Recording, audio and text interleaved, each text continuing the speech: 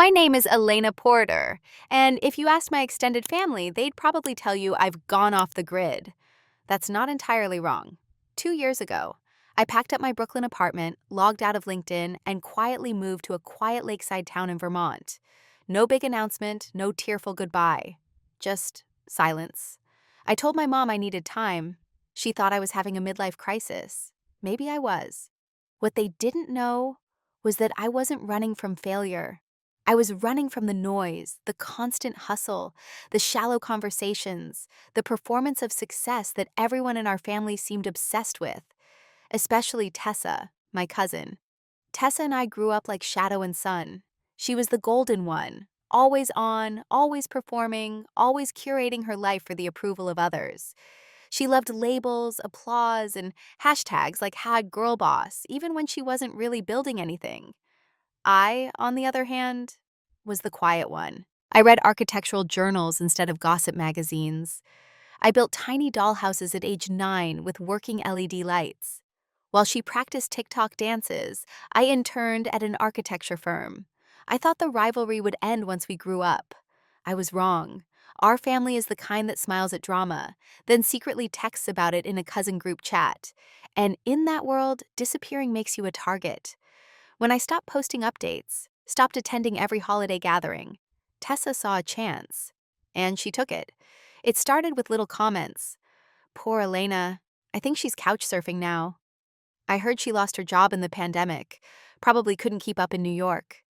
She's so secretive lately. Do you think she's okay? I ignored them. I was too busy pouring concrete with my own hands, sketching blueprints by moonlight, and negotiating permits with town officials. I was building something, not just a business, a dream. A boutique lakefront retreat, sustainable, minimalist, intimate, a space for people who, like me, had burned out chasing someone else's definition of success. I called it Porter Lake Retreat, but I wasn't ready to tell the family. Not yet. Not until it was real, finished, beautiful. Then came Grandma's birthday, the one gathering I promised I'd attend. I flew back just for the weekend. I should have known better. Tessa doesn't waste an audience. The moment I walked through the door, I knew something was off. Pitying glances, awkward smiles, whispers that stopped the second I turned my head. Then came the moment. Glass clinked. Tessa stood with faux concern painted across her flawless makeup. Before we start dinner, I just wanted to say, family means helping each other. And sometimes people we love are going through things they don't want to admit. Her eyes locked onto mine. Elena's been having a tough time. She's between homes, between jobs, but don't worry, I've offered her my guest room until she gets back on her feet. The gasps, the murmurs, my mom's hand gripping my arm, Tessa smiling sweetly as if she hadn't just set fire to my dignity in front of 3 generations. I wanted to scream the truth, but I didn't, because I knew something she didn't. In my bag was a sealed envelope, a contract, and inside, confirmation that Architectural Digest would be featuring my retreat on the cover of their summer issue. She thought I was invisible, but the world was just starting to see me. After the toast, the room carried a strange, sticky tension. No one said anything outright, but the air buzzed with whispers, nods, concerned glances, all orbiting around me. Elena, sweetie, if you ever need groceries, Aunt Nancy trailed off, eyes full of forced kindness. I have a friend in HR at a dental clinic, said my second cousin Melissa. They need a receptionist. Just something to keep you going, you know? Even my uncle, who once asked me to redesign his kitchen for free, leaned in and said, "We've all had hard years. No shame in starting over." It was surreal. I felt like a ghost at my own funeral, watching people eulogize a life I wasn't living. The worst part wasn't even the assumption that I was broke or homeless. It was the ease with which everyone believed it. No one asked me directly. No one pulled me aside to say, "Hey, what's actually going on?" They just accepted Tessa's narrative. It fit too neatly into their worldview. The weird cousin who disappeared finally crashed and burned. I didn't respond that night. I didn't pull out the magazine contract. I didn't list my current income streams or show off the renderings of the retreat. I just smiled politely, helped clear the dishes, and drove back to my hotel room in silence. But inside, something had shifted. Not anger, not revenge, clarity. The kind of clarity that comes when you stop trying to be understood and start choosing to be whole. I sat by the hotel window, overlooking the dark Vermont trees, my laptop open and glowing. I didn't scroll through social media. I didn't search for old photos or text anyone to defend myself. I opened the email thread with the editorial team at Architectural Digest. Subject line: Final confirmation, July cover, Porter Lake Retreat. Attached was the layout. Full spread. My face, my design, my vision. I reread the email 3 times, and then again. I should have felt triumphant. Instead, I felt calm. Not the stillness of surrender, but the kind of quiet you get right before sunrise. A deep, grounded knowing. This is real. This is mine. The next morning, I returned to my cabin. The place no one had seen, the project no one had asked about. I stood at the edge of the lake, barefoot in dew-covered grass, and watched the reflection of my unfinished retreat in the water. The cedar siding still smelled fresh. The wraparound porch wasn't stained yet. Some windows hadn't been installed, but it was alive, breathing, waiting. And in that stillness, I made a decision. I wouldn't tell Tessa she was wrong. I would show her, not in a cruel, petty way, but in a way she couldn't spin, couldn't deny, couldn't twist into something palatable. I'd invite her here. I'd walk her through every beam and room and handcrafted finish, and then I'd hand her the Architectural Digest issue. Not to gloat, not to boast, but to place the truth in front of her, unedited and undeniable. But before that, I needed to prepare. Over the next week, I poured myself into the finishing touches like a woman possessed. I hired a local crew to help hang the last windows, installed pendant lights in the kitchen I'd designed from scratch, and arranged the hand-woven rugs I'd ordered months ago from a co-op in Oaxaca. I cleaned every inch of the place, not to impress anyone, but because I needed the house to breathe with clarity, just like I was trying to. I didn't respond to family texts. I didn't answer Tessa's follow-up message. Just checking in, hope you're doing okay after everything. The audacity of the heart emoji made me laugh out loud. I left it on red. Instead, I focused on the quiet, the beams of sunlight through my skylight, the creak of pine floorboards, the hum of something sacred being completed. Not just the house, but me. And then, on the 9th day, the magazine hit newsstands. I didn't announce the magazine release. I didn't even post about it. But Vermont is a small place. And news, the right kind of news, travels in whispers before it shouts. That Friday morning, I drove into town for coffee, still wearing my flannel and work boots. I'd barely gotten through the front door of the cafe when the barista, Annie, looked up from behind the counter, her eyes wide. "Wait, is this you?" She held up a glossy copy of Architectural Digest, already smudged with fingerprints from the morning rush. Right there on the front page, me standing barefoot on the porch of Porter Lake Retreat, bathed in sunrise. My name printed in bold serif below. Elena Porter, designing rest in a world that won't slow down. I smiled sheepishly. An older man behind me leaned over to get a better look. "That's your place? Over by the lake?" he asked. I nodded. He whistled. "Heard it used to be an old fishing shack. You made it beautiful." I thanked him and accepted the free coffee Annie insisted I didn't have to pay for. By the time I left, 3 other customers had picked up copies of the magazine from the rack by the door. By noon, my inbox was flooded. Journalists, bloggers, local business owners wanting to collaborate. Even a women's retreat coordinator in Oregon asking if she could book the space for a fall program. But the most unexpected message came just after 3:00 p.m. It was from my cousin Emma. "Hey, you might want to check the family group chat." I hesitated.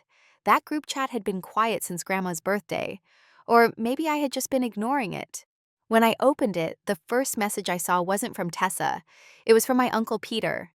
"Is this our Elena? This is incredible." Followed by, "Wow, she built this herself?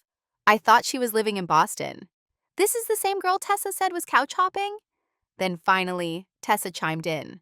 Ha ha. Oh wow, I didn't realize the magazine would publish that fast. I knew she was working on something cool, but Elena always plays it so low key. I stared at the screen. No apology, no correction. Just a casual pivot, like she'd been in on it all along. That was Tessa's skill, rewriting the script as it unfolded. My phone buzzed again, this time a direct message. Tessa, this is amazing, seriously. Can we talk? Maybe grab lunch next week? I'd love to come see the retreat if you're open to it. The emoji again. God, the emoji. I took a breath and typed slowly. Sure, let's do Sunday afternoon. I'll text you the address. I hit send, then I closed my laptop, walked down to the lake, and sat on the edge of the dock with my feet in the water. This wasn't going to be a brag session. I wasn't interested in revenge porn or dramatic gotcha moments. I didn't want Tessa humiliated, even though she deserved it. I just wanted the truth laid out plainly, without spin. I wanted her to see what I'd built, what she had dismissed, what she had tried to erase. And maybe, just maybe, I wanted her to realize that some of us don't need to be the center of attention to be building something worth noticing. I wasn't prepared for how fast everything would unravel. Or maybe come together. The morning the magazine dropped, I'd planned to quietly pick up a few groceries and spend the day sealing the porch steps. Nothing extravagant, just another day of solitude, pine needles, and paint stains.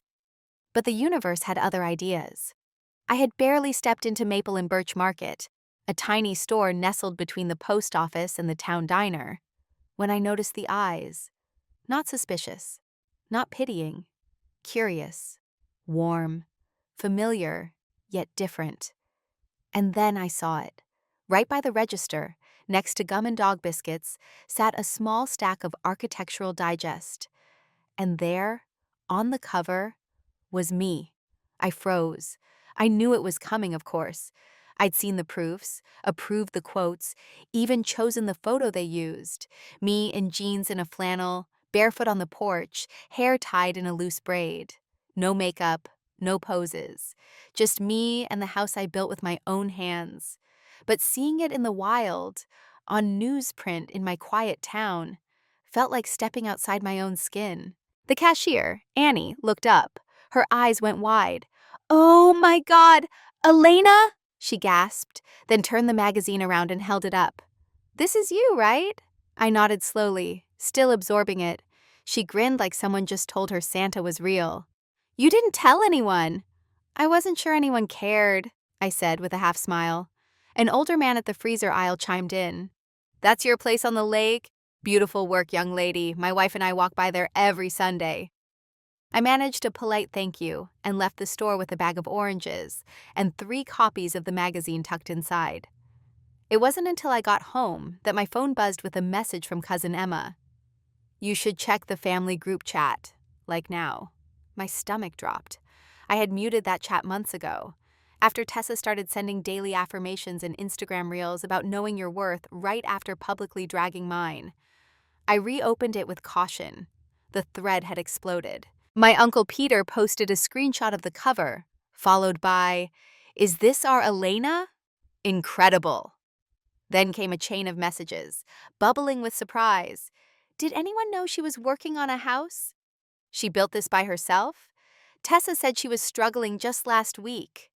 And then, finally, Tessa appeared. Ha ha, yes, so proud of her. I didn't know the article would come out today. Told y'all she was working on something exciting? The way she tried to rewrite the script, as if she'd been supportive all along, was almost impressive. A masterclass in real-time revisionism. No apology, no retraction, no recognition of what she had done just days ago at Grandma's party. Instead, she doubled down with a direct message. "Tessa, OMG, you're amazing. Let's do lunch soon. I'd love to come see the retreat." There it was again, that heart emoji, that syrupy tone she used when she wanted to control the story. I stared at the message for a long time. I could have said no. I could have ghosted her, given her a taste of her own cold shoulder. But something in me knew this wasn't about punishment. It was about clarity. I typed, "Sunday at 1 p.m. I'll send the address. Come alone." She replied within minutes. "Perfect. So excited." The emoji again. I tossed my phone on the kitchen table and stepped outside. The lake shimmered under the noon sun, its surface perfectly still. My retreat, the home I'd built with calloused hands, sleepless nights, and sheer will, stood like a quiet truth no one could ignore anymore. And now Tessa would see it. Not through gossip, not through rumor, not filtered through envy or assumption. She'd see it with her own eyes, step by step, room by room, not to impress her, but to finally, once and for all, reclaim the story. Sunday arrived cloaked in stillness, the kind of early summer day when even the birds seemed to chirp with intention. I woke early, like I always did, brewed coffee, walked barefoot across the porch, the planks cool against my feet. Everything was ready, not polished to perfection, but lived in, intentional, mine. At exactly 12:58, I heard the crunch of gravel on the driveway. I didn't rush. From the kitchen window, I watched Tessa's car glide into view, a leased pearl-white Range Rover with shiny chrome wheels that screamed, "Look at me." She stepped out wearing oversized sunglasses, a pastel jumpsuit, and platform sandals completely impractical for gravel or grass. Her expression was unreadable, but I could already sense the unease behind her perfectly curated exterior. She paused in the driveway, staring up at the house. That's when I opened the door. "Hey," I called gently. She turned, smiling brightly, a performance smile. "Elena, oh my gosh, this place is—" She hesitated, eyes scanning the cedar siding, the custom stained glass window I'd installed over the front door. "Wow." I nodded. "Come on in. Shoes off, please." She slipped off her sandals and followed me inside, the wood creaking softly beneath our steps. I watched her take it in, the vaulted ceilings, the open kitchen with reclaimed counters, the light pouring in through strategically placed skylights. "You really designed all this?" she asked. "Yes, every line, every angle, every nail." I handed her a mug of coffee. "It's not a palace, but it's home." Tessa took a slow sip, clearly trying to recalibrate. I thought, I mean, I assumed this was just a side project or something. I didn't realize you were—" She trailed off. "Capable?" I offered, keeping my tone even. She gave a short, nervous laugh. "No, yes, of course you're capable. I just, I didn't know you were doing all this." "You didn't ask," I said simply. She flinched like the word stung. "Elena, look, I didn't mean for that birthday dinner to—" "To what?" I interrupted. "Make me look helpless? Humiliate me in front of Grandma? Paint yourself as my savior?" Her lips parted, then shut. For the first time in a long time, Tessa had no immediate spin, no ready script, just silence. I set my mug down and walked slowly toward the large window overlooking the lake. "I didn't invite you here to fight," I said. "I invited you to see the truth. You've been telling a story about me for years, that I'm lost, weak, distant, weird. You've controlled the narrative while I stayed quiet. I let you. That's on me." Tessa followed me to the window, arms crossed, but her shoulders had dropped. Her eyes scanned the lake. "It's beautiful," she whispered. "It's real." She nodded slowly, then said, "You know, I used to dream of something like this. A home by the water. Simpler life. But then I'd think, no one would be impressed." I turned to her. "That's the difference, Tessa. I didn't build this to impress anyone. I built it to feel alive." Her eyes welled suddenly, unexpectedly. She blinked fast. "I'm tired, Elena. I know I act like everything's fine, but it's exhausting. The pretending, the leases, the debt, the followers. None of it feels real. I saw your face on that magazine cover, and I hated you for it. Not because you made it, but because I hadn't." The honesty stunned me more than the magazine did. "I wasn't trying to win," I said softly. "I just stopped playing."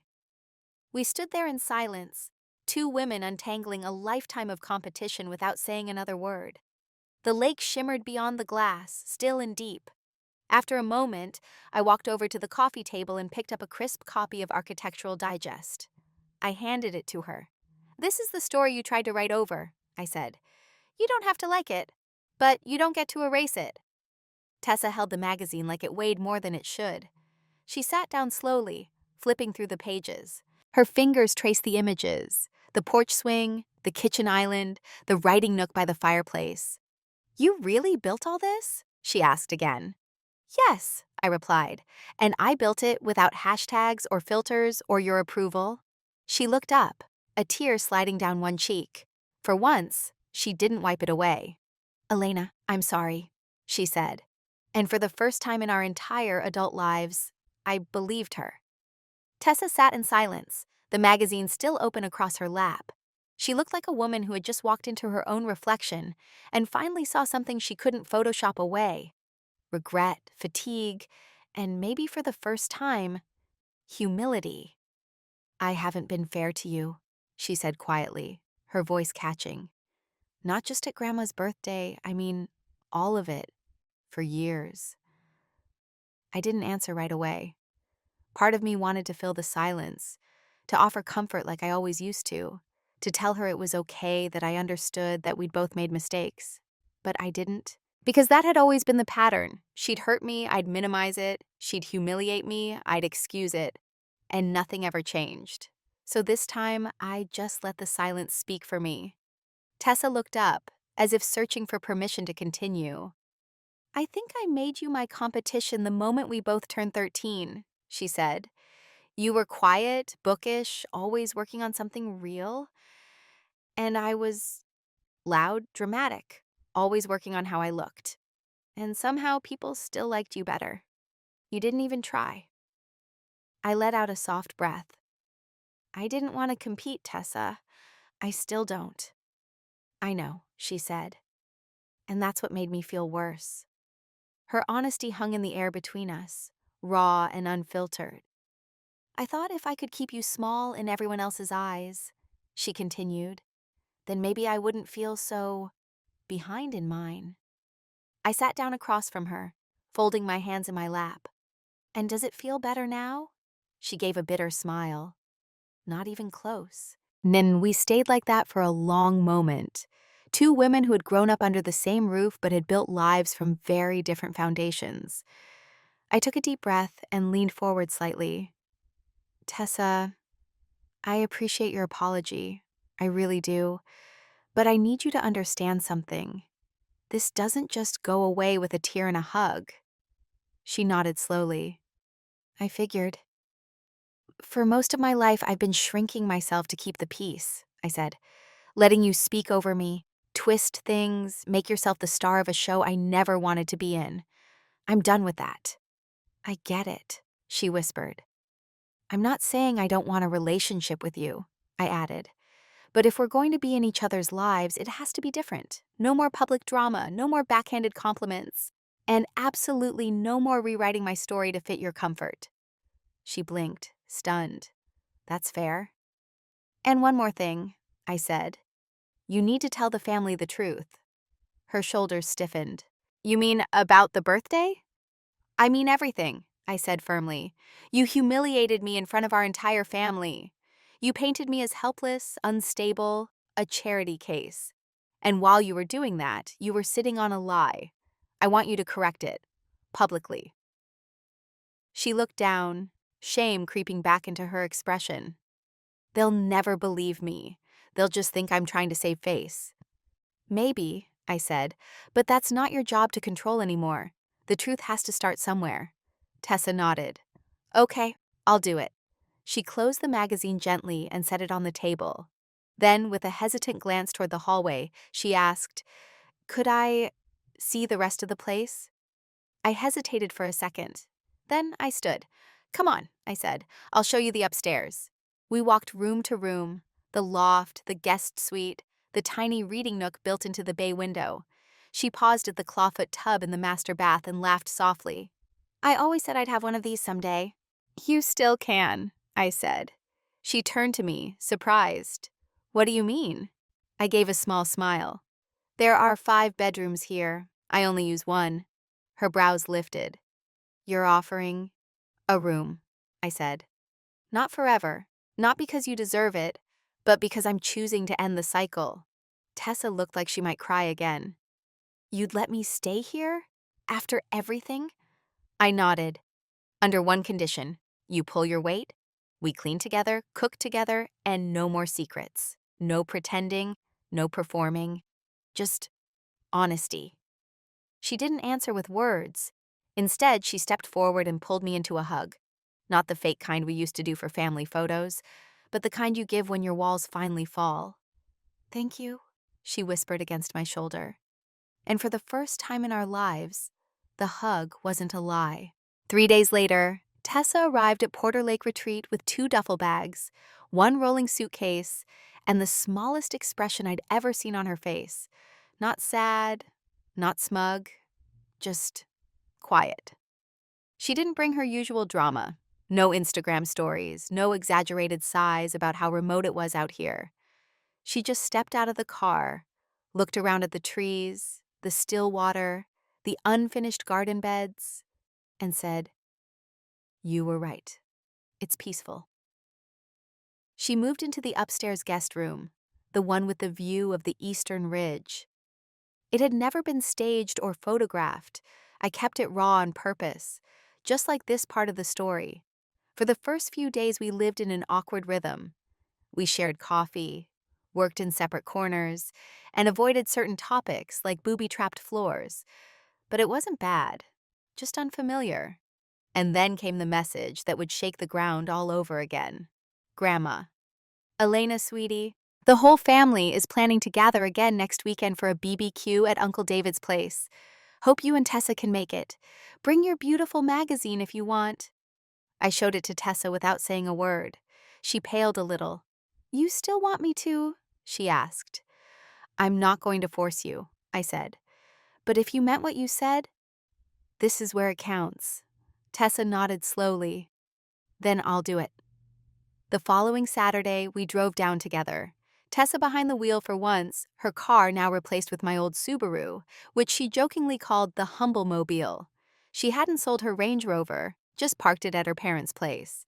But even that choice said something. We arrived at the barbecue to the usual buzz, paper plates, folding chairs, cousins you barely recognize, and the familiar feeling of being observed like a curiosity. I expected questions about the house. I expected people to mention the magazine. What I didn't expect was silence, polite smiles, and not sight. Some distant waves, but no one asked me anything. They were waiting for her. And Tessa didn't make them wait long. Midway through the meal, ribs and coleslaw on everyone's laps, she stood up, just like she had at Grandma's party. But this time, her voice didn't ring with false concern. It trembled with honesty. Hi, everyone, she began. I know I made a bit of a scene the last time we were all together, and I wanted to take a minute to say I was wrong. Chairs creaked, conversations hushed. Elena isn't homeless. She's not failing. She didn't lose everything. That was all. Me, making assumptions, trying to feel important, and projecting a lot of my own stuff onto her. There was a long pause. Her voice cracked slightly, but she continued. She's built something amazing. Not just a house, but a life. Quiet, beautiful, authentic. And I was too insecure to see it without turning it into a competition. Tears slipped down her cheeks now, and she didn't wipe them away. I'm sorry, she said, to Elena, and to all of you. I hope you'll give us both the space to move forward, differently. No applause, just stillness, until Grandma stood up and walked toward her, wrapped her in a hug. Then like a slow wave, everyone followed, cousin after cousin, aunt after aunt, and finally my mother. She stepped toward me, eyes glassy, and said, I should have asked you myself. I should have known better. I nodded. I should have spoken up sooner. She pulled me into a hug that smelled like fabric softener and forgiveness. For the first time in years, I felt like I wasn't performing or hiding or defending. I was just present. That night, back at the retreat, Tessa and I sat on the porch, a pot of tea between us, the stars above us. You know, she said softly, when I used to picture the perfect life, it never looked like this. And now? I asked. She smiled. It's getting harder to picture it without it. I sipped my tea and let that settle in. Because sometimes healing isn't a firework. Sometimes it's a quiet evening, on a porch, with someone you never thought you'd trust again. The following weeks passed not with drama, but with rhythm. Tessa settled into life at the retreat with a grace I didn't expect, not because I doubted her sincerity, but because I had underestimated how much of her life had been built around performance. Without an audience, I thought she'd wither. Instead, she adapted. She started waking up early, at first just to join me for coffee. But soon she was chopping vegetables, helping clean out the greenhouse, even sketching her own versions of the front herb garden layout, something she once would have called dirt work. One morning, she walked into the kitchen, hair tied up, wearing old jeans and a hoodie that used to be mine, and asked, "What do you think about turning the loft into a meditation room?" I nearly choked on my oatmeal. She smirked. "What, I'm rebranding? This is soft era Tessa." We both laughed, but part of me wanted to cry, because for the first time in years, I didn't feel like I had to brace myself around her. The armor she used to wear, all labels, sarcasm, and overcompensation, had started to peel away. And then, in the middle of that peaceful shift, came the email. It arrived on a quiet Thursday afternoon, subject line, "Speaking Opportunity, National Design Conference, Boston, August 12th. I clicked, skeptical.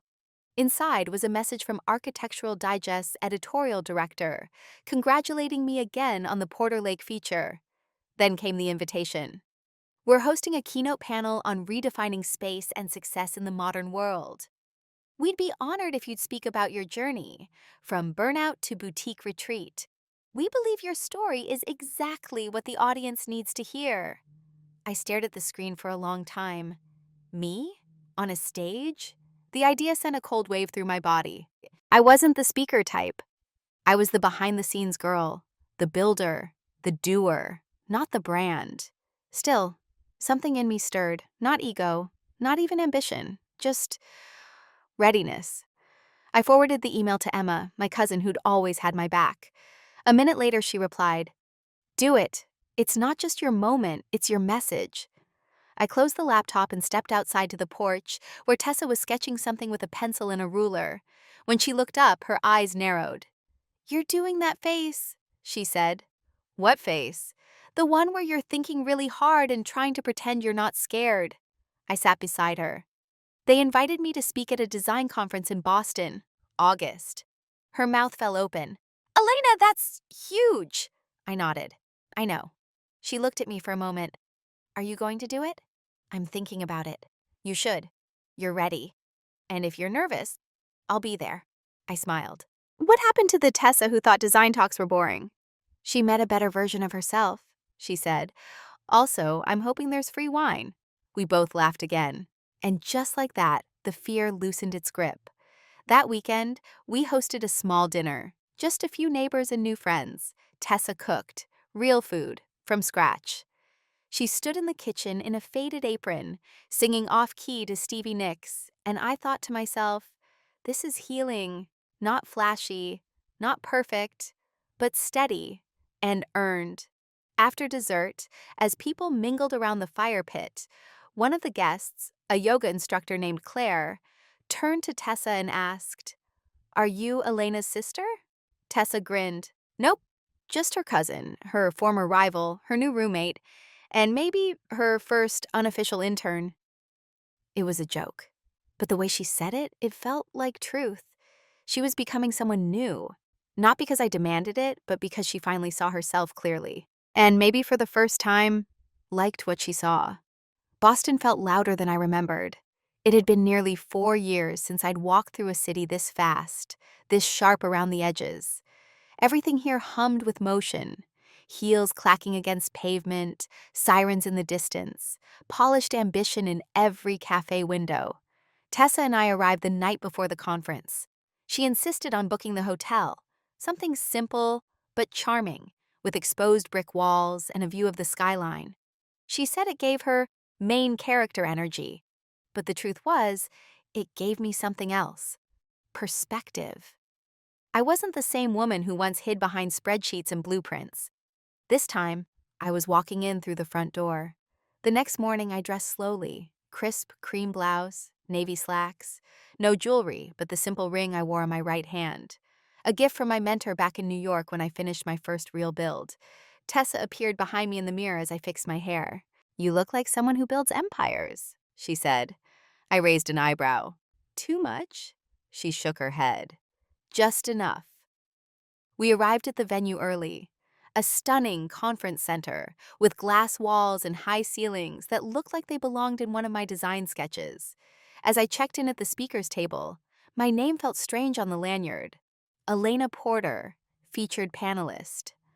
I wasn't used to being featured. My hands trembled slightly as I looked over the schedule. My panel was titled Redefining Space, Designing for Recovery, Reconnection, and Rest. They got it. They really got it. I walked into the backstage area 15 minutes before showtime. The lights were warm, the audience murmur faint through the curtain. I clutched my note cards like they were armor. Then I heard footsteps behind me.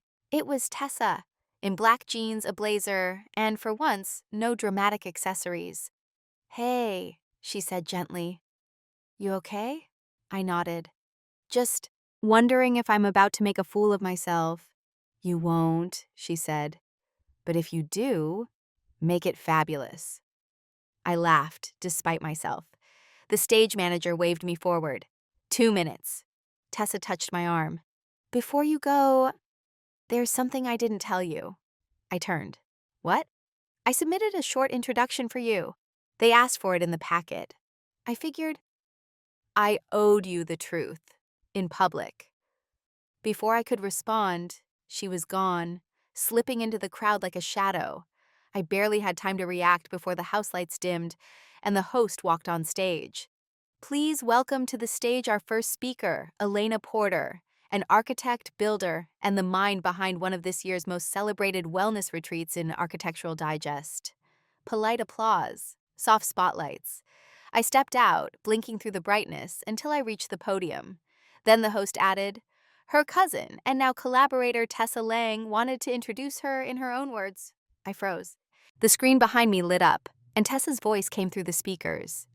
"Most people think success is loud, that it needs to be shiny, branded, announced. But my cousin Elena taught me that the real kind, the lasting kind, is built in silence, in resistance, in roots you don't see until the tree bears fruit. I once mistook her quiet for weakness, but now I know that was her power." A pause. "Elena didn't just design a house.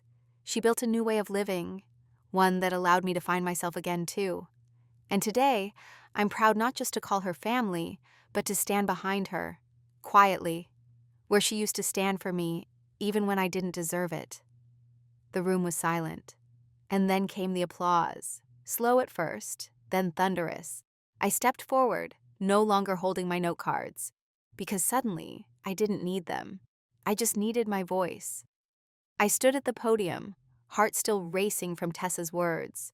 My palms were slightly damp, but my shoulders relaxed. I wasn't scared anymore. For most of my life, I thought silence was my shield, that if I kept my head down, worked hard, and avoided attention, I'd be safe. Safe from judgment, from envy, from having to explain myself to people who'd already made up their minds. But that silence had also cost me something: my space, my story. So I looked out at the crowd, rows of faces, some curious, some skeptical, some kind, and I spoke. "Good morning. My name is Elena Porter, and I didn't come here to talk about success. I came here to talk about survival." I paused, not for effect, but because I meant it. 4 years ago, I walked away from a six-figure design job in Manhattan. From the skyline, the networking events, the high-profile clients. Everyone thought I'd lost my mind. Maybe I had.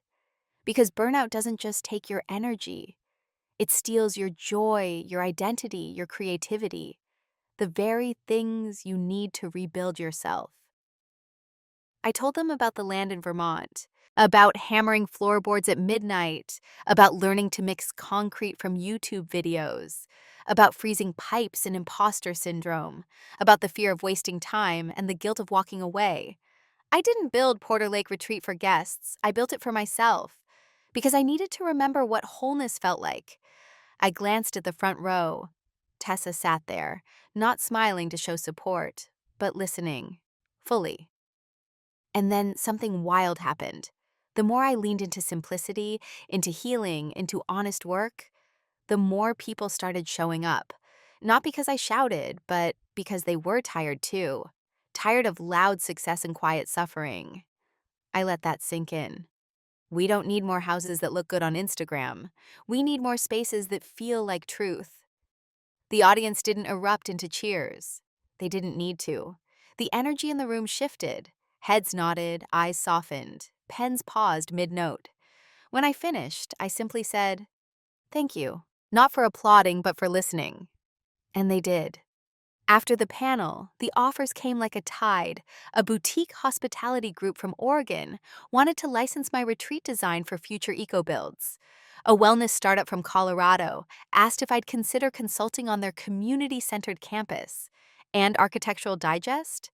They wanted a follow-up feature, not just about the retreat, but about the movement it inspired. But the most surprising thing, 3 different women, from different states, different industries, pulled me aside in the hallway and whispered the same sentence. I thought I was the only one. That sentence hit me harder than any standing ovation, because that's what silence does. It isolates. It convinces you that your quiet truth isn't worth saying out loud, that no one else will understand. But they did. And so I told them, "You're not. And you're not too late to start over." And then that night, back in our hotel room, Tessa handed me a mug of tea and said, "I didn't know you had that in you." I smiled. Neither did I. Not until I said it.